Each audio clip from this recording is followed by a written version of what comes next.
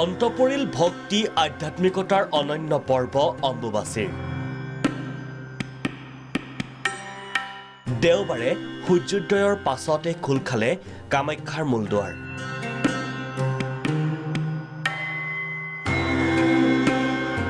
বাইশ জুনৰ পৰা অম্বুবাচীৰ প্ৰবৃত্তিৰ বাবে বন্ধ আছিল কামাখ্যাৰ মূলদুৱাৰ। দেওবাৰে দেৱী স্নান আৰু নিত্য পূজাৰ সমাপনৰ পাছতেই নিবৃত্তি ক্ষণত খোল খালে মন্দিৰৰ দুৱাৰ।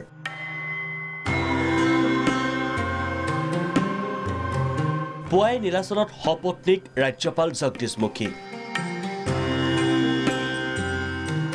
ৰাজ্যপালে দৰ্শন কৰে মা কামাখ্যাক। বিগত 3 দিনত অগণন ভক্তৰ উপস্থিতিত এক অনন্য পৰিৱেশ দেখা গ'ল সেউজ নীলাচলৰ বুকুত।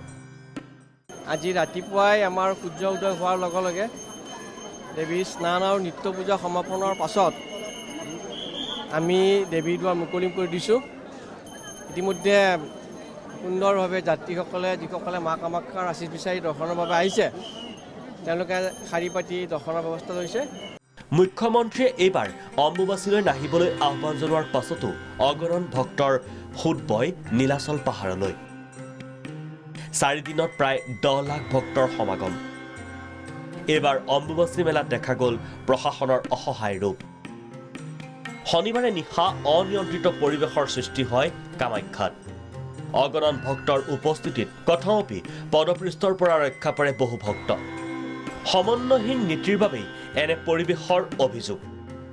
নিশা প্ৰায় 3 বজাত নীলাচলৰ নামনি পালেগৈ মুখ্যমন্ত্ৰী।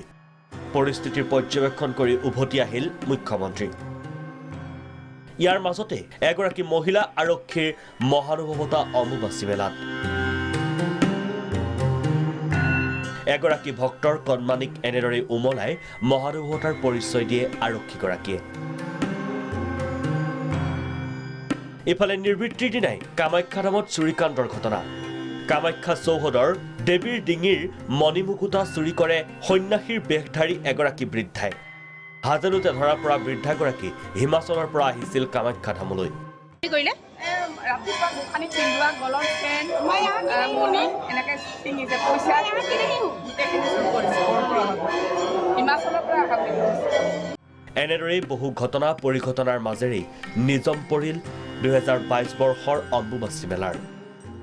ভাস্কৰজ্যোতি শৰ্মা আৰু পল্লৱী বৰাৰ সহযোগত news desk report Prag news.